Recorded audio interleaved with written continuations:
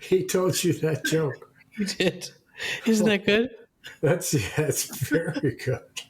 And it's complicated. Oh, that's funny. So That's funny. Well, listen.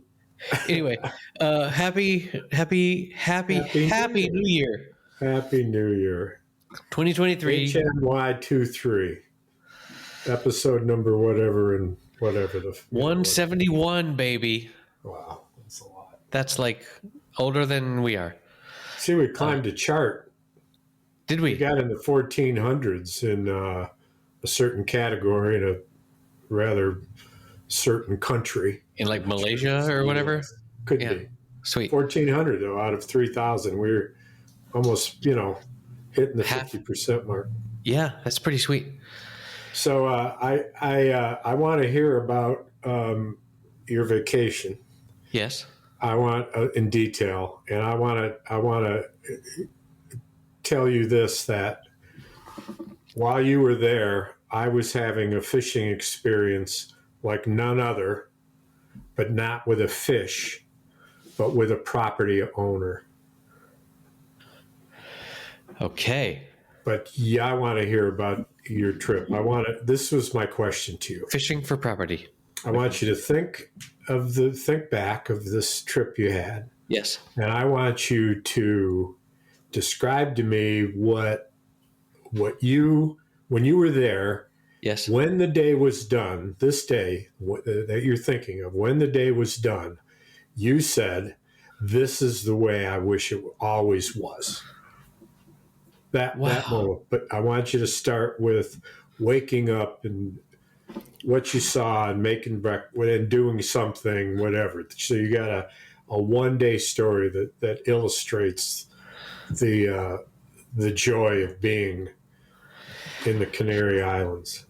Okay, so I got to preface it with a story of how we got there, which was it was a 2-hour drive from where we live to the airport, and then another hour wait there, and then a 3-hour flight. And we arrived at midnight Canary time, which is 1 a.m. Spain time. And then we had to rent 2 cars and find our way to this house that we were renting. And I was in the middle of the night. All in the middle of the night. Who's in charge? You? I had booked the things, and I was more or less, people were following me, yes. Yes. Which, as you will soon see, is perhaps not the best scenario. It was a responsibility you took on. As a dear friend used to say, no good deed goes unpunished. So we rented identical Hyundai 4-person cars. We looked into renting a van like we did the previous year, but the van would have cost for the same amount of time like 1,000 euros more than 2 cars. So we were like, fine, we'll do 2 cars. So we got these 2 cars. And so we leave the airport heading towards the house that we have rented with Airbnb. And it's very quickly we start going up these super curvy roads. Like it's a volcanic island. It's there's lots and lots of pictures hills. last year of the terrain. It was stark. It was super windy. This particular island, we were on Gran Canaria this time as opposed to Tenerife, which is quite different. Like the vegetation and the terrain is actually fairly different. I don't understand why. That's for the listeners to investigate. And so we were going up this super curvy road, and finally we get to the destination, which is like it's a super narrow road. I can't believe that there was a 2-way road, but we were able to pass each other with the cars coming. And so we got to this place, and we got there, and I went to look at how to get into the house. and we were off the grid. Like we couldn't get cell phone coverage to like. I had to download this video that the guy had sent me about how to get into the place. So I walked around and I got to a place where there was a video of how to get in. And anyway, during that time, I read some other messages where he was like, "Oh, so the place where you actually get the key to the apartment is like a 20-minute drive away from where the apartment is, from where the house is." So and you've discovered that when? At 2 a.m. After you had been watching the video and all that? No. Like before I'd watched the video, like I saw that, the keys are in this lockbox 15 miles away. And so I had to tell everyone, okay, so I have to go back into the city. We only have 2 cars, so we're going to leave the most sleepy of the kids with you and take another kid and another adult with me, and we're going to drive back down into the city to get the key and then drive back up. So we did that. Where'd you go? Who jumped in with you? My daughter, who thinks that when grown-ups are confused is just the most amazing thing ever. Like, she loves that. Her favorite time in the car is when the adults are super frustrated because they can't find a fucking place to park. Uh-huh. She thinks that's just adorable and amazing and humorous. Does she laugh? She does. She's like, "This is the best. I love grown up hell," she says. So that's funny. That's so clever. How old is she? 13. My word. And is her acting being pursued then? Is her... Yes, she's still going to her acting classes. And how is she liking it? How is she doing? Is she... She loves it. She loves it for sure. What are they doing? Are they doing like quirky little scenes or They're doing quirky little scenes that readings? the British teacher like has invented, and they're all scenes like what a teenager might experience. Like, I went over to my friend's house, but they're all looking at their phones and they're not paying attention to me. And then I stabbed them with my knife. Yes, and there's so much blood. I knew it. Really, yeah, I love Spain. Yes. So anyway, so I get back at like 3:30 a.m. with the keys, and we make our way in, and we eventually get to sleep at like 4 a.m. So that was not the best day, but it was memorable. And so what did you learn? What are 3 takeaways? Number 1, try not to check in at midnight. Number 1 is, I mean, we saved like $1,000 by taking those flights rather than more comfortable flights. So $1,000. Well, then in that case, live and learn. Now you know everything you need to know. So next time is easy peasy. So yeah, but they could mail you the key. Yeah, so it wasn't the best. Like, so they had the key in this lockbox that you can mount literally fucking anywhere, and so we stayed at 2 different houses when we were on our trip. And on the second house, they had the same goddamn lockbox mounted right in front of the fucking house. And so it was, I don't know if it was a security measure to have it so far away, but it was dumb. It was, that inconvenience is a fault on their part, but I also did not read the instructions entirely as I should have. So I have some blame, but how were the accommodations though? Were they scenic and nice? And scale of 1 to 10? I mean, the last place you stayed was some of the places you've stayed, like that guy's house you stayed at a couple years ago. Holy shit! The first house That was was crazy. super amazing, comfortable. There was this huge outdoor patio area that we could sit out in, and it was And what was the view? lovely. The view was, there was just some mountains and some palm trees and stuff, but you could see the sea far away. But the view, it wasn't a. The view wasn't what sold the property, and Right. the parking was awkward. Like you had to.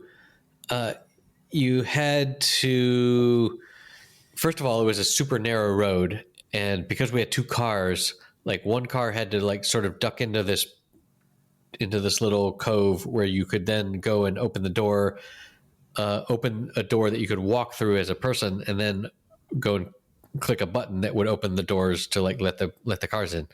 So it was okay. I would go back there knowing what it is, but it was. Now that you know, and the first house was fantastic. Second one, not so much. Or second house was totally different. So the first house was in the north of the island, and there it was super mountainous, and there was no tourism from what I could tell. Like we were there with all the locals, which has pros and cons. Preferable. Yeah. And except for them. Right. So yeah, those poor bastards. They feel the same way we do. And then in the south, it was more of a shared condo situation, not unlike, say, the Legends that we go to.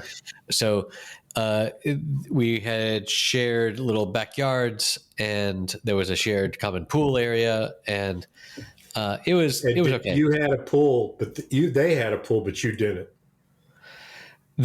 We had a shared pool on the second house, and on the first house we actually had our own pool, but it was freaking cold. Like I went in it just to say that I had, but it was not enjoyable. Yeah. I'm not a big fan of cold water, although in the day I got into it a few times. But at Myrtle Beach, we used to do the plunge from that wonderful hot tub that they since filled in with concrete. Oh man! And the swimming pool. Really? Yep. Now it's all patio out there. So one of my, like, I wasn't really expecting this, but one of the clouds over me at the moment is the fact that I don't have tickets to go to Myrtle Beach in January. Is that when we would go? I mean, early February. Like the tickets would have been purchased. Right. Well, I've been thinking about that. I had an assignment that I've been pondering that I need to write the committee about. But we had been talking about trying to do something in good weather. I had said anyway to have all the people who are local to that region all put up one or two guys, and everybody would have a bed to sleep in when it cost anything. Yeah. And we would have your mom and dad's place, your place as a central cook. I'd bring Joe along to cook all the meals. Yes, baby. Your parents' house is a wonderful party location. Yeah. Oh, a layout is just to die for. It's just so open and wonderful. Yep. So like I'm still waiting on like the fact that I'm like unemployed is like harshing my yum. Come see me. See me. Come stay with us. We'll do this face to face. What I saw today? I saw today a compilation of the most uncomfortable moments during interviews in the national stage and media, including Dick Cavett, and Norman Mailer, and Gore Vidal, who were so insulting to each other that Dick Cavett at one point was worried there'd be fisticuffs, and reportedly there before the the show started, Garver Dahl claimed later that Norman Mailer headbutted him before they went on at some point. And Norman Mailer just said Garvey Dahl has no morals or scruples, no intellect, and right in front of him. And they showed a clip where the person who's narrating these clips is saying, and it got so bad that Norman Mailer made enemies of the three people who were there, including Dick Cavett, who at one point, when he asked Norman Mailer a question, Mailer insulted all of their intelligence and the intelligence of the audience.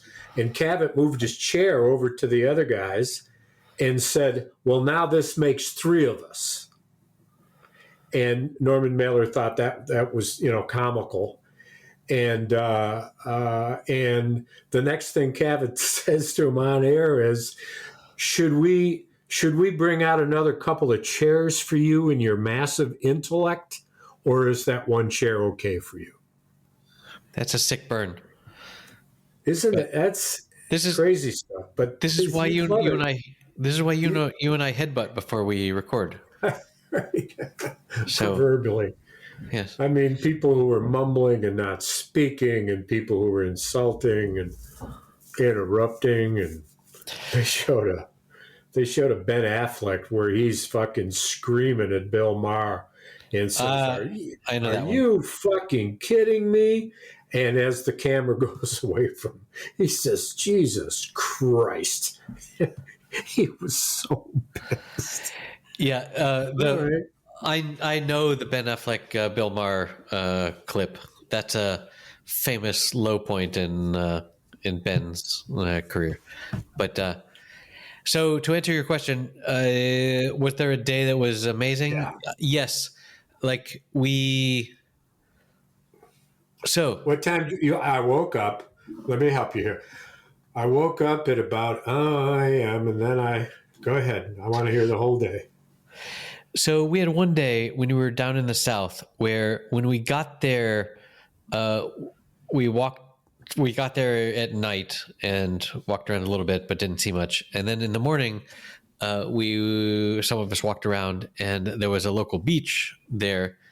And on the beach, there was a sunken sailboat. There was a sailboat that was maybe 50 yards out from the beach that was had clearly bumped against the rocks and had sunk. And that was what was it made out of? Wood. I mean, wood. It was a regular, I want to say probably 40-foot sailboat. That's big. Yeah, it was a big boat, and it was sunk there, and that was kind of an interesting thing. Like those of us, did the tide go out and you could get to it, or was it always in the water? It was always in the water. And those of us that had walked by the beach that day all remarked about, "Hey, did you see the sunken sailboat?" And that was kind of cool. But then did you swim to it? You could. Did you? We did not. Hold on. Calm down. A lot of questions. Then the second concerns, frankly. The second day, my wife got up early and went for a walk, and she came back and said, "They have a crane. They're going to lift the sailboat out of the water."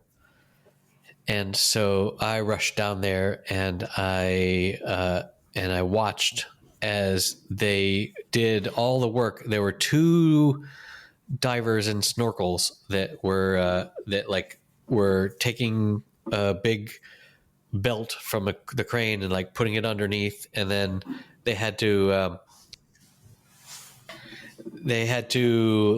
use rope to tie some of the belts together so that it didn't slip off on the sides. And it was a very long process. It took probably about an hour. Did you sit out there and watch it the whole time? I did. Did you film it?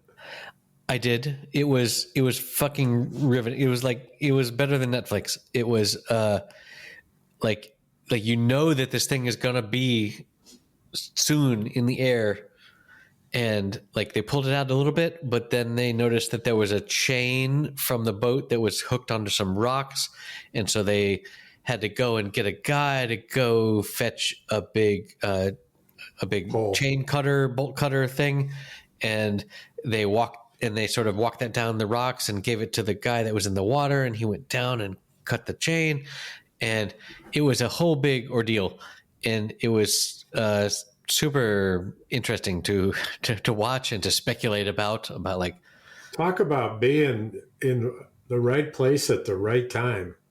and this is, were you alone on the beach? we were I and about 30 other villagers were there watching from above, not on the beach, but Right. and it was it's just one of these, like, how when there are like two men working on a project, how like 20 men gather around and like sit there with their arms crossed and like, well, I would actually Was it like that? It was very like that. But they were all people, because we were in the South where all the tourists go, they were all speaking different languages. So like there were Germans and Dutch and those people. And then sometimes they would ask one of the locals that would speak in her accented Spanish in English about like, oh, well, they're going to move this over there and they need to be careful about this. And it was just a fascinating like thing to watch. Could you hear what they were saying? I could not really hear what the people doing the work were saying, but I could hear what the commentators were saying. And who were commentating? Just random people that were watching. They didn't really. Oh, it's like people were there say, "Hey, look what they're doing now. They're moving this, blah blah blah." Like I think they need to be careful. And the chain slipped. Look. And but there was one moment where they were like they started to pick it up, and like the mast, this super strong wooden mast, just went crack and broke. And, no shit! And it was fucking wild. And big mistake. And then, well, I mean, big mistake. I don't know. I mean, they needed to get the darn thing out of the harbor or whatever. So they ended up lifting it and pulling it over to where the shipyard is that was like nearby. Like the crane could take it, could literally pick it up and take it over there. The crane was on a boat. No, the crane was on the land. And how did what lifted it when it was in the water? There was a boat that had a No. It was close enough to the rocks, to the shore, that that the crane was long enough that it could just reach out there and pick it up. Oh, so it was in water very deep. No. It was like it wasn't. The half of the ship was above water when it was sunk. How deep was the water? Later, I was swimming out there, and it was probably as deep as I am, which is like super deep, man. That's a pretty damn big crane if it can reach. It wasn't that far. The expanse of 6 foot deep water. Well, good news for you is I have I recorded it, and I have a video to share with you, so you can see. Oh, good. So I have a bit of homework. That's exciting. Indeed. So that was the most. Okay, that was the most amazing moment, but the most amazing place was there's this part in the very south of the island called Mas Palomas, which means more pigeons for some reason, where it's these huge sand dunes. It's just sand dunes all the way to the sea, and it must be more than a par five, like 1,000 yards to the sea, just of sand dunes, and they go really high, and you can just walk out there. Like there are signs saying, "Don't leave the path. Don't walk on the sand dunes." But then Right. everyone is out on the sand dunes, so it's like okay. Right. Is it packed down enough where you're not slipping in the sand? No, you do slip in the sand. Like That's terrible. That's part of the fun of trying to climb up a sand dune. Is it's like a 45-degree angle, and you're climbing up, and as you're going down, bro, with every step, you're also sort of falling. Anyway, that was an amazing place on the planet to visit because it was like I've never seen that much sand in that pristine form. And even though there are thousands of tourists there walking, there are so many parts of it that are totally pristine that have been like blown over and cleaned since the last time someone stepped there. Yeah. So it was wild. And so it sounds magnificent. And what did you eat that day? Where did you go to eat?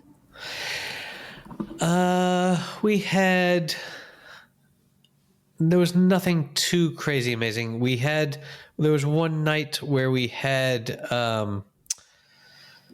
some pretty wild pizzas. Pretty wild what? Pizza. That was of the Napolese style of pizza. Thick? That the crust was really thick. We chose not to. So they had they had there was one pizza that had like sirloin steak as one of the toppings. It was like damn, and so I voted that we had to try that because that's not a common thing. But I lost the vote that there were pizzas where they had some pizzas with like 24 karat gold foil. That was like what's one of the toppings. And like I've gold foil. Do you know what that is? No. It's like a super thin sheet of gold. And you ate it? You can eat it. I have eaten gold foil. Like you've had Goldschlager, right? No, I have no idea. You're like talking like we're in different parts. Goldschlager. I have no idea what you're talking about. Goldschlager. Gold seal. No, I've never heard of it, and I'm an old man. I've heard. Sometimes I swear, feel like I've heard about most things, but I swear we have been together where Danny has had a bottle of Goldschlager. It's like a liquor with there's like little specks of gold in it. Anyway. Oh no, man! I would remember something like that. Well, you would unless you had actually had it. What's that? You would. Me? Unless you had actually had it. Yeah. So you can eat gold and it like comes out the other end and it's like not. So you have to go through your own shit to get it back so you can cash it in? Is it like a ritual? It's not that some type it's not of worth that nativist much. Thing you do? Or is it a Spanish thing? I mean, I eat every Patreon donation to this podcast and patreon.com/happy hour. Yeah, I'm sorry to hear. I've got your email about the fact that you invested everything in Bitcoin at FCX. Oh God, you had this responsibility.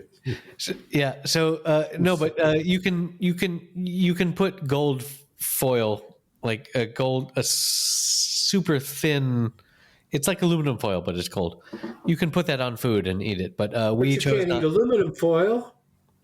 That's what I'm picturing. I don't, but gold is different. Oh, you're making this shit up, man.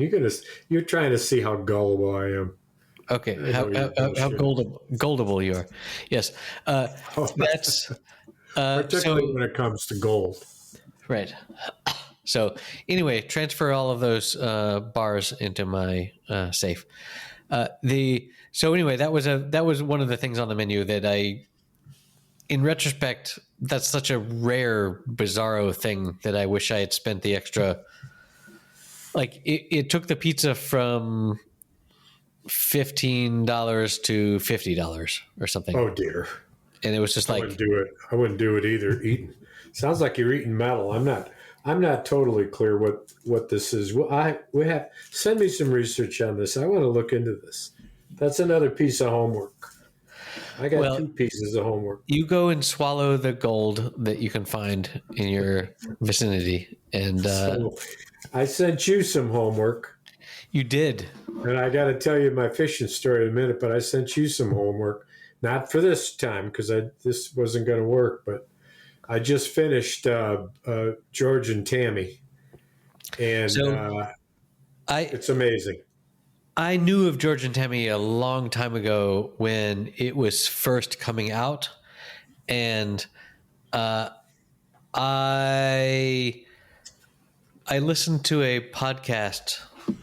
I guess it's more or less gone now, but there was a podcast called "You're Wrong About," where they talk to you, where they teach you about all the stuff that. You're very familiar with it from me? No, I'm familiar with the concept of sites or people that say what was true, what wasn't true. All the major series I follow, when I'm done with the series or during the episodes to check on things. Good example is the one about the Lakers, which was far, far, far off and lots of dramatization. And they said it was a dramatization, but still people just ragged on them. Compared to George and Tammy, which by the reading and the research of it, it all pretty much happened that way. Yeah. So anyway, there's a podcast I listened to that like they went super deep on like the OJ Simpson trial and murder and stuff. And they actually look back with the details that we know now. And they had already done a show on Tammy Faye Baker, but then they did a special episode where they had Jessica Chastain on when they talked about her portrayal of that character. The first Tammy Faye Baker, or which she talked about which role? Tammy. I mean, she talked about her role in that series, isn't it? Doesn't she end up as Tammy Faye Baker? Yeah. Okay. So and then after that, immediately after that, she played Tammy Wynette. That's why I was asking when did. This is Tammy Wynette. This is different from Tammy Faye Baker. I know. The same actress played both leads. Damn it. Okay, so I'm confused. Jessica Chastain played Tammy and did rave reviews, did all the singing herself. And the very next movie she did was George and Tammy, where she played Tammy Wynette, which she did her own singing, as did he. I was confused. I thought this was related to the Tammy Faye Baker one that was like later in the story that was going to happen.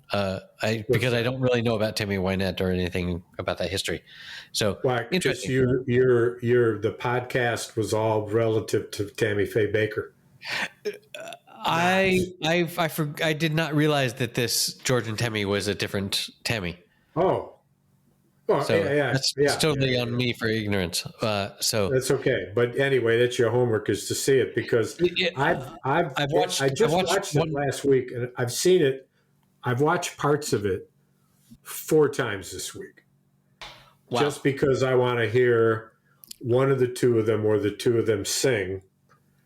And knowing that I do now, that all the singing they did was all recorded live.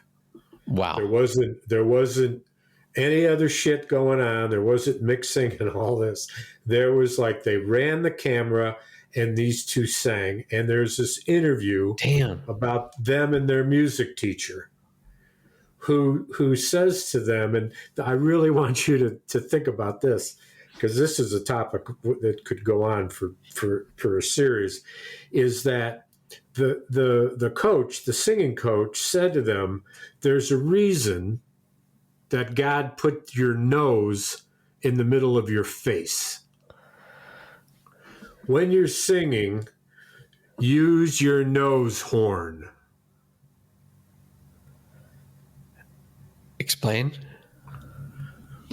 When you're singing and you're using your nose, as opposed to when you're singing and one is folk music, one is country.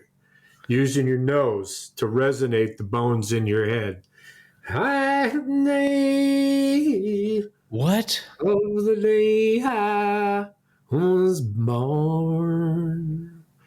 Anyway, what do you mean? What? You're not with me? You don't understand. I've never, ever heard this. Use your nose to resonate the bones in your head. Head? Your bone structure in your head is a natural microphone if you can use it. I mean, you've seen me use my knuckles on my head and move my mouth around, and I can play a song. Do do do do do do do do. Because it's an instrument. Your head is an instrument. Yep, but your nose. Yeah, just stop hitting yourself, Dennis. So, perform for me again the difference between using your nose and not.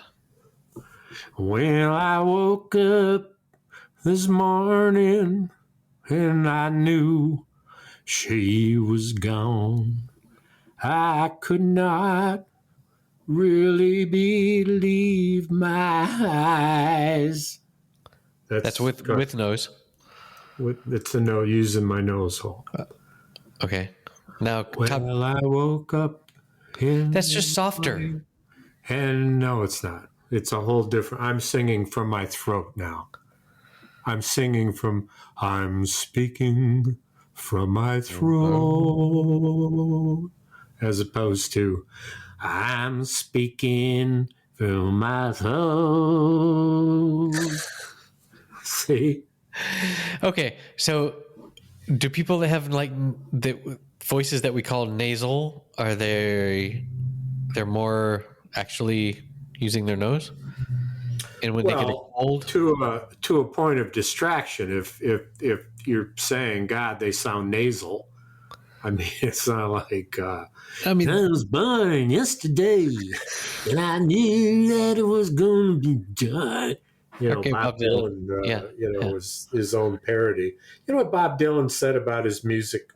One of his rare interviews, he said they said to him, "This music that you wrote when you were young," he said, "What was your inspiration?" He said, "God only knows. I haven't written anything like that for 50 years." And then he quoted some of his own lines from one of his songs, and he said, "Who writes stuff like that? Who thinks of that?" He said, "I don't anymore." Hey, man, you are not who you were yesterday. Am I right? No, and I said something the other day to somebody about that, and they kind of gave me a strange look. And I said, I got to tell you, I was at a party, so you can imagine the circumstances. And I said, we're not the same people that we used to be. We change every day. I mean, think about it on a molecular level. Here I am, all molecules. There you are, all molecules. And we're in this house that's all molecules. And right now we're intermingling with these molecules. And that means when we leave the room, we're all taking part of the room and each other with us. And because we're a new person. That's how long it takes. And she agreed. And then she kind of gave me a look and said, "I think I'm going to go to the buffet." Yeah, I mean, that's there was some famous Greek, Herodotus maybe, that said, a man can only step in the same river once, because if he steps in Right. again, he's a different man and it's a different river. Right. It's like time is like, what, man? Like, Well, my what? niece gave the most amazing eulogy I've ever heard, and all the eulogies I've heard, which are far too many, I'm afraid.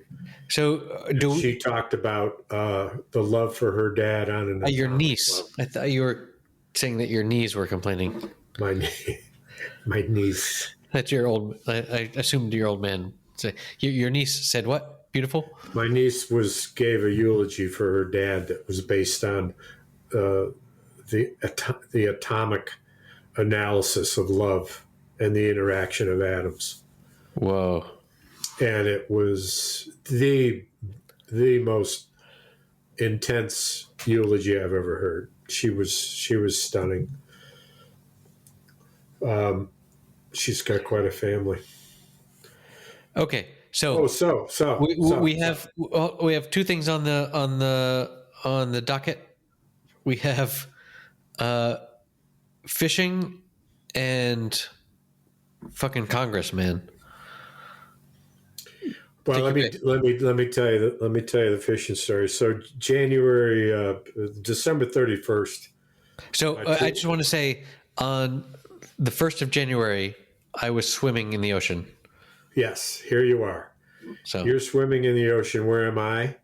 And I made a joke of this. I was at a table a week before at O'Duffy's, one of the best pubs in town, certainly the best pub in town. And people said, "Well, I'm going to the Mexico over the break," and another one said, "Well, it's crazy, but my father-in-law has taken us to the Galapagos Islands." Nice. And I'd heard a little bit about it. And I said, "Well, my wife and I are going to Newaygo," which is a town 2 hours north of here in Michigan. That's been reestablished as with some boutique stores, a brewery, and this amazing renovated old building that now is the Muskegon River Hotel. If you ask for directions how to get there, do they not say "no way go"? No way go. But it's a straight shot. It's a couple hours, and then an hour north of there is where I fish. But the story of the Pier Marquette always starts in Newaygo, where I stop for a cup of coffee at the cafe there, which is fabulous. Sells lots of local brewery beers, and brewery across the street that when they have a really good amber and great smoked chicken wings that are just fabulous. It's a nice little town, but this renovated hotel is where we stay, and then I go north. So 31st we went. A couple of the bars were there, and there was New Year's Eve, and there were football games, and Michigan got skunked by TCU in one of the upsets of the fucking century. Fuck. And anyway, New Year's Eve, it gets to be 9 o'clock. We go to bed, and there's a whole nother element, which is just for another time. But about what happened in bed. To my story, I go to the river and I go to my place. I park my truck at the regular place where I do on 72nd Street. I walk a quarter mile to the river. I go right. I wade over the river. I go up on this land. I cross over into the river, and I'm in front of this guy's cottage. And it's where I had reported him for cutting pine trees down from his land and putting them in the river so that fishermen couldn't easily drift in front of his land. And noted with some satisfaction later to find out that it was a federal offense that he had committed, and he was therefore compelled to cut the trees that he cut and let go in the river, which he did. And when I got there, I said, "Oh, well, good." And I drifted it and no fish. The river was high. It was a foot higher. So I went up to the next hole. And the name of that hole, by the way, is the willow tree, because there's a willow tree that is over the river a little bit. It's gorgeous. Good naming. And move up to the next hole, and it's called Doc's Hole for a reason I don't quite understand. But that's the hole. Is there a doctor there? Well, in the past there must have been, because it's DOC, not DOCK. And at any rate, it's that hole where I was destined. And Destined. We all knew this. And remember this: the Willow Hole is both sides of the river there are owned by this dickhead who had cut the trees and ruined our drift, and which he's not allowed to do, but now corrected. And because the river was higher, there's a law that says, if it's private property and you're faced with a dangerous situation, you are allowed to get out of the river onto the private property, then as quickly as you can back into the river to avoid a dangerous impediment. And I realized that on the way to Doc's Hole, when I took what is a well-worn path where fishermen will climb out of the water that is at that point waist deep and step up on a tree or whatever and climb out. Sure. Said property owner had cut a tree halfway and then bent it down so that it blocked easy access to get out of the river, which is against the law. And more like Dick's Hole, am I right? Yeah, that's right. And so that's just hardly important, but we'll come up later. So as I climb out and get to Doc's Hole, I love it because across from Doc's Hole is a bank where I showed you the pictures of all the fish that I landed from that hole, and that's Doc's Hole. And right up above the bank where you saw the pictures, which is waist high, by the way. So I'm standing in a foot of water. There's a bank that's waist high. I put the fish up. Fish are in my net. I unhook them, make sure they're free, have my camera ready. That's why the fish is in the net, waiting for my camera to turn on. Put the fish on the bank quickly, take the picture, put them in the water, let them go. But that little patch of land there is about 20 yards wide and 20 yards deep, and it's flat with a couple logs in it and deep grass where you could sit down and sit on a log, and as I did that day, take off my vest and take a piss and drink, have some food, take a drink of water, and re-rig my line because I had broke off. And as I climbed back, refreshed, re-rigged, ready to walk upstream to try another hole because I'd been there for 2 hours and hadn't caught a fish, I realized that the man in yellow sweatshirt who was fastly walking in the woods across from the river where I'm fishing, or where I'm standing, because I'm not fishing, I'm waiting to walk away was what I was going to do. And there he is. And I said, very friendly, I said, well, hello, how are you? And he said, you trespassing on my land? And I said, no, I never go on your land. I was on this land behind me. He said, that's my land. It's posted. I said, well, it's actually not posted. As you can see, there are no posters. And he pointed to a piece of property up the river a little bit where I knew it was posted and pointed to that sign. And I said, well, that's clear that it's posted there. But what the law requires to be posted is that the posting has to be where you otherwise will climb out of the river. So at the time. So you have to have one or two signs there. But listen, now that I know it's posted, I won't go on your land anymore. And he said, you go on my land, you'll be arrested. And he pulled out his camera and started filming me. And I said, well, I won't have to worry about being arrested because, as I told you, now this is the second time, I don't plan on going on your land. But if you want to keep others off your land, you need to legally post your land. And he said, you're forewarned, you'll be arrested. And I said, you're forewarned, you're not legally posted. And so I just started fishing, throwing and kind of casting toward him in the deep hole, Doc's Hole. And he storms off. And as I'm fishing, I decide the best strategy is to ignore the motherfucker. At one point, I look at him, he's still filming me. And I said, you might as well go back to your cottage and get a chair because I'm going to be here for a while. Nice. And he said something smart to me about a definition of a chair. And I said, "What are you talking about? You just leave me alone." And and I said at that point, I said, "Don't harass me." And I was fishing. So I heard him clomping behind me, obviously crossing the river. I don't know if he had boots on that high, but I guess so. And he went on to what I now know is his other property. And I ignored him. So I didn't know where he went. So I fished and fished and fished until I snagged. I broke off. It was 2:30 in the afternoon.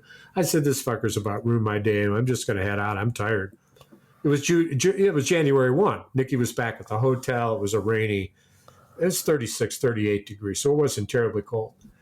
And so I went up the river. I didn't climb out at the spot where I had climbed in with the broken half-cut tree, because I literally was afraid that he was hiding in the bushes with a fucking weapon.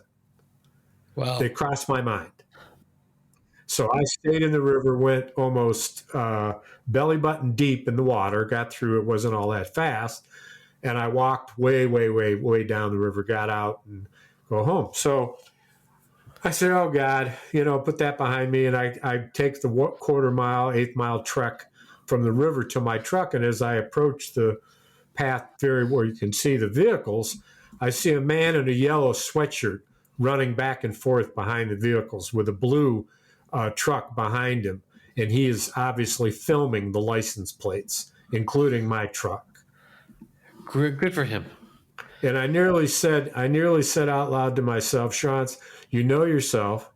If you get into a confrontation with the guy and he pushes it too far, you'll fucking hit him. So don't do that. If he touches you, you'll hit him. You're going to get in an argument. Avoid confrontation." So I ducked out for a minute. He drove away. It was a one-way street. And I realized he never drove, not a one-way street, but a dead-end street. I realized that he never turned around and went back the other way. And I said, "Fucker's waiting for me." I said, "Fuck it. I got to go to my truck. I'm going home." And I get up and open up the gate of my truck to pack up my stuff. And I can hear him behind me. I don't see him because I got my back to him. And the truck purrs up behind me. And I just ignore it. And then he finally says, "How was the fishing?" And I turn around and he's filming me. And I said, "Oh, pretty good. How's your day been?" And I turned back to my stuff. And as I said that, he had a look on his face as intended that he didn't know if for sure I knew that it was him. And so I had a smirk on my face because I wanted to act like I was just a friendly fisherman, Sure. And he says, "You've been forewarned." And I spun around and I looked at him and I said, "Boy, I'm glad you're filming this. You've been forewarned. You have to have legally posted property. And right now you're harassing me. And you better stop harassing me because it's against the law." And he said, "You've been forewarned." I said, "You know what? You're just flapping your mouth. You should shut it, roll up your window and drive away, because what you're doing right now is against the law." And I held up my phone and turned it on. You should have said, "Yeah, but you've been 5 warned." 6 warned. And then just be like, get in your truck and be out of there. At both the occasion on the water in the river, and then in the parking lot, I said the same shtick each time, which says, "Look, you're running up the wrong flagpole here. I'm one of the good guys. I don't trespass. I don't leave litter. I do it according to the law, and you don't have to tell me again. I won't be on your property." And I did that same shtick. And at one point when we were on the river, he said, "There were posted signs. You and your friends tore them down." You and your friends. And I said, "Listen, you're talking nonsense. Number one, I don't have any friends. And number two, I'm only come here alone." And he says, "Did you defecate on my property? Did you defecate on my property?" I said, "No." And I almost said, "Did you want me to? Is that why you're here? I will." Are you going to film me defecating? I mean, where are we? In Spain during the holiday season? I mean, I know, right? It's like, man, I took a dump on so many baby Jesuses. Yeah. Lord. Yeah.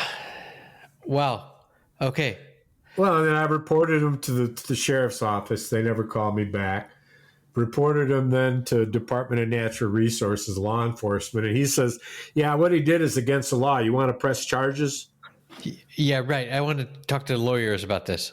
And I said, "I don't know if I want to press charges or not. I'm not in a hurry to press charges, but I want you to have contact with him, and I want to know that if he's been warned, and I want to know what he says about it." Forewarned. He needed to, yes, not forewarned. Well, yeah, I would be forewarned about his own criminality. And he said, "Well, you should have filmed him because now he's got film and you don't." And I said, "I know it. I just want him to understand that he's not allowed to harass me. He can't, but this is, I guess it's his First Amendment right. If he wants to sit on his land the whole time I'm fishing, Sure, and talk shit to me, is he within his First Amendment right?" I think so. Yes. But if what he's saying in any way is threatening, it's not. If he scares me, it's assault. Yes, it is. If he scares me, it's assault. If he scares me and hits me, it's assault and battery. Well, But assault is the fear of physical violence, not the actual instance of it. right. But anyway, And figure this though, man. Figure this storyline. He is so pissed. Now, I've told you on these many podcasts, as I tell everyone I tell my fishing stories to, I'm the only fisherman there. Time and time again, I fish all day. I catch these fish. I never see another man in waders. you're a lone wolf. Well, the reason is because so much of that property up there is posted that if you're going to walk there, you got to do what I do, which is walk in the river a lot, and it's a pain in the ass walking in knee deep water. Right. Plus, you're walking through the place you're going to fish and blah blah blah because you're walking upstream and you drift downstream. Sure. And so he figured that I was the motherfucker that turned him in about the trees, of which he would be right. That's why he kept asking me for my name. And for all I know, if there's a formal complaint that the feds are investigating, he may have the right to know who's saying this. All right. I don't know. But And he wanted my name. you kept saying Erik. Because that's the problem I need. Yeah. Not a bad idea. So there's one thing I'm going to do. I'll be right back. Okay. Jesus Christ. This is now my new fishing gear. What the fuck is that? I think he'd be less prone to bother me. Okay, so anyone that is not paying for the video feed of this is missing out because Dennis has on like a porcelain baby mask that is frankly terrifying, and it has shut him up temporarily. So that's like a feature. Oh, well, fuck! He took it off. Take my headphones off. Oh man. Well, anyway, so it was traumatizing. I had bad dreams about it. Well, what you just nightmarish. What you just did was dramatizing. What? What you just did. Oh, true. I was dramatizing the trauma. It was drama about trauma. Are there is like is there like post-traumatic stress syndrome? Fuck. That just occurred to me, and Post-traumatic. I feel really bad about it. But I'm going to. That's not very nice. No, it isn't. That's not very nice. It's Might very know, bad. you might know I do have PTSD. I don't appreciate it. PDSD. Yes. Okay. Oh, mercy. Oh, I have to share that with my friend that that is living the post drama life. So, Dennis, we haven't touched on national politics. I don't know if you want to touch that or if you want to wait. So because you spent some set the time. stage. It took 15 votes to get McCarthy become the new Speaker of the House, and doing so, he sold his soul. And as we'll see in the first 3 months he's there, probably his gavel, because he's going to be. They reinstituted a rule which Congress had for a long time, and it was just a rule that nobody ever used. And it was like if somebody wants to unseat the Speaker, they make a motion to vacate the chair. And years ago, when Nancy Pelosi became the Speaker of the House, she did away with that by majority vote. And it was such a on the air caving in to 20 MAGA Republicans, like 14 of which are under investigation or ethical investigations for their role in the six of whom had asked Trump for a pardon.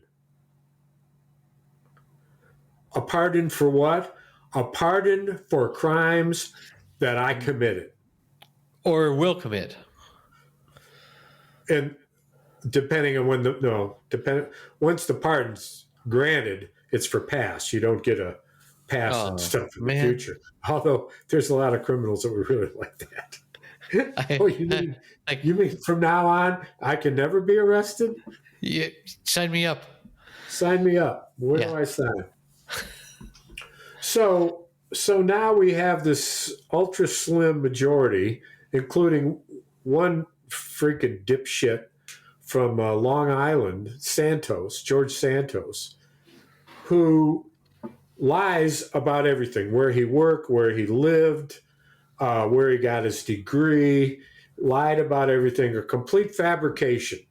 Yeah. Nobody called him on it except one little newspaper that nobody paid attention to. And he won, and now he's in Congress. And there's a cartoon you've seen, or when you get the carousel, there's a cartoon that he's getting the sworn into the House, and he's saying out of his mouth is saying, "I, George Washington." Very funny.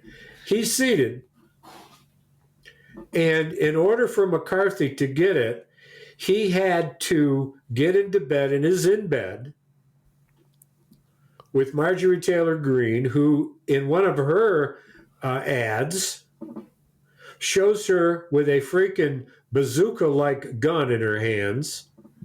And in front of her is a car that is obviously a Democrat, and she is shown blowing the car up. I hate the Democrat cars. And she said at one point, is that a Prius? If you want to blame me for February 6th, believe me, if it was me, we would have won, and we would have had arms. January 6th. January 6th. That's what she said. She now... Well, and how crazy is it that all of this happened on the 2-year anniversary? Yes, exactly on it. Boom. And now the conservative members who were with McCarthy all along are saying, what exactly did you agree to get these 15, including reducing term limits, votes on finances, all sorts of investigations, and, what the press would say is Hunter Biden. And the incoming chairman of that committee said, make no mistake about it, we're not investigating Hunter Biden. We're investigating Joe Biden. Yeah. Yeah, baby. Big fucking deal. Yeah. January 6th is a special day here in Spain because that's like the Epiphany when the Right. kings come and bring all the gifts. And How many this are year, there? how many kings? Yes. 1, 2, 3. We three kings of Orient are, And bearing gifts we travel afar. we told the Westward kids facing, that ever pacing. previously we have had How dare you interrupt the song of the newborn Christ? I fuck the newborn Christ. We previously we did both Christmas and King's Day as like gift giving days. Right. But you combine them now? Well, since the youngest is wise to the kings, wise to the men, he we told him, look, we're going to the Canary Islands. We can't bring a lot of presents, so we're going to have all the presents on the King's Day, as opposed when you to get back. Yes, when you get back. So he's all up with that. He was fine with that. Both kids got literally everything that they wanted. Which, how wonderful is that? Yeah, a blessed childhood. Yeah. Well, not literally everything. Like he was very clear. Look, this one thing is the thing I want most, but if I can't get that, then these are like subsequent things. And so we gave him the thing he wanted most. Oh, no kidding. Yeah. That's pretty sweet. Which was a VR headset. Oh. Have you done VR yet? No. I just read about it. I've never donned one. Never dawned one. Yes, it's never dawned on you. Yes, it is an experience that cannot be described until you have donned one. And you've done it many times. Well, I'm not. I mean, I did it like 20 years ago when it was crap. Yeah. And then I did it a year ago at Phil's house. Phil has one of these. And we invited the kids over and they played with it and they were like, oh my God, this is what we need for our next gift. You know, whatever we have to do, has to be the next gift. And it's pretty freaking wild. It's still heavy. Like I like to joke that my kids will talk to their kids and their grandkids about how heavy the VR headsets were back in my day. It's still awkward to put on. Like it's not super uncomfortable. Like you can have it on for an hour and be okay, but it takes you to a different world, and you and they've done a pretty good job at Oculus, now purchased by Facebook /Meta, where they let you, with a camera, they let you like define a region in your house where you're not going to bump into anything, and then they like while you're using the apparatus, they if you go close to a wall that you've said, don't let me hit this thing, it'll put up a thing. It's like you can see visually. A wall. Yeah. What is amazing to me is that because we first were introduced to it by Phil, it puts up this grid, and Phil called it chicken wire. And so now my kids call it, you're getting close to the chicken wire, which I love. And so it's super wild. Like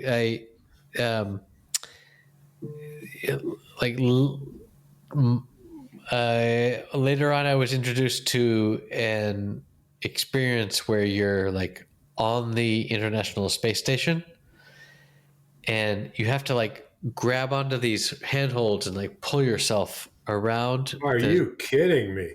And but like with the space station, there is no up and down, right? Because it's like there's no gravity. So sometimes you get to a junction point, and like there's a way to go down, and there's a way to go up, and there's a way to go right, and there's a way to go left, and you can explore the space station. And like the space station is a thing that is super well documented. Like we know where all the shit is. Yeah. So we know that over there is this particular thing. Is there a part of your body that you see in the vision? No. In this particular ISS thing, no. In some of them, you can see your hands, so you can see your hand grabbing a thing or That's or whatever. what I was wondering. And they do this amazing thing where there's this way of signifying whether or not your hands are closed in fists or open with your fingers pointed or open with your thumbs out or whatever. Like the sensors can detect those differences. That's crazy, man. And if you spend enough time in these spaces, you forget. It is possible to forget and remap your brain into thinking that, oh, I need to grab that thing. I need to press this button and press that button to grab this thing. And it's pretty freaking wild. Sounds. I'll have to try it. It's interesting. I haven't thought about it. Well, really at all. Next time we are together, we will be near. If we are in the vicinity where I expect we will be, we will have such technology close to us. So we will have to try it. Sounds mysterious. Down in North Carolina. Oh, yeah. Well, that may not be till June. Hey, man, I just want to find a job. It's my job search has been so on again, off again. I have offers on the table, and it's super ugly to complain about. Oh, I have so many offers. I wish I didn't. So many offers, but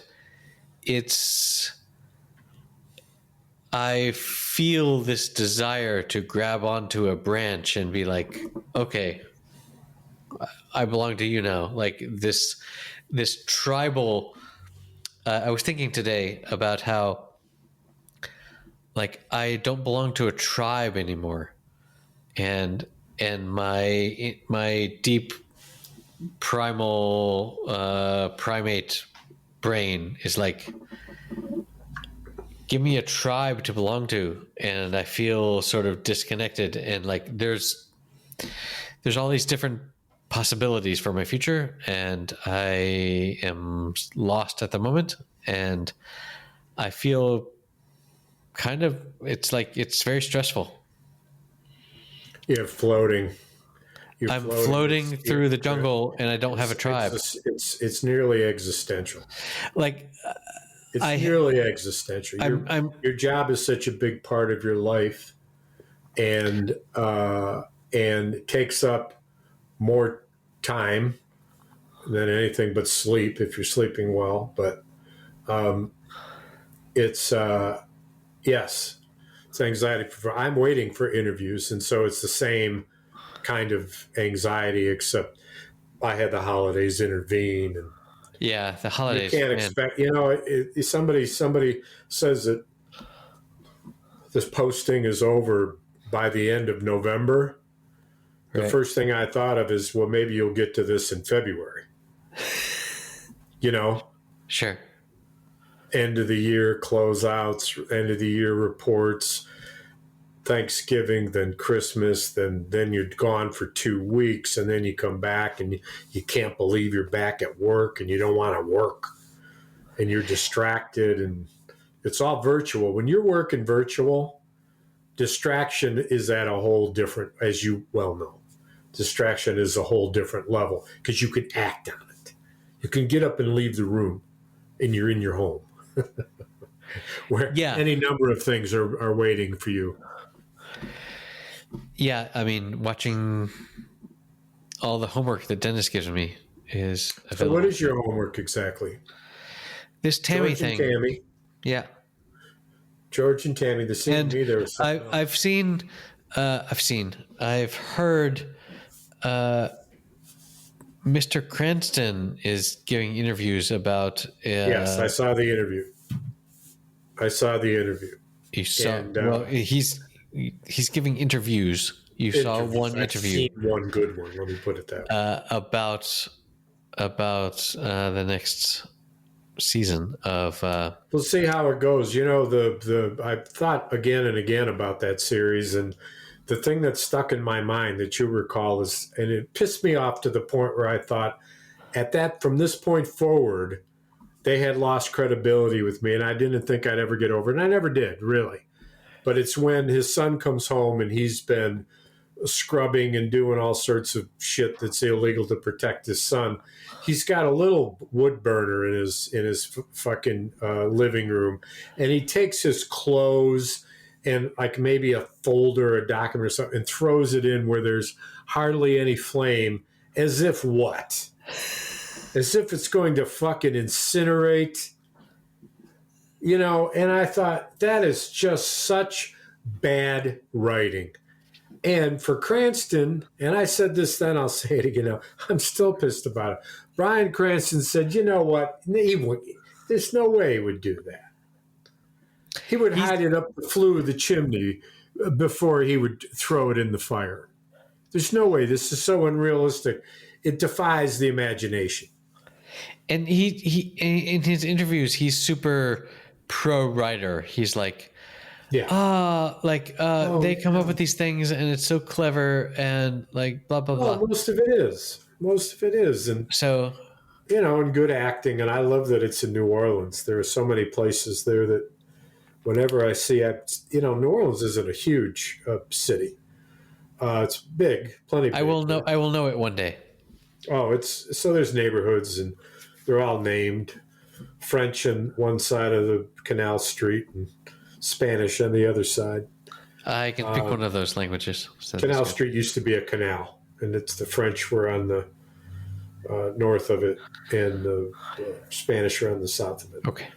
But at any rate, and because I esteem him so highly, I will watch it, and I'm sure I will from beginning to end, just like I did last time. We will.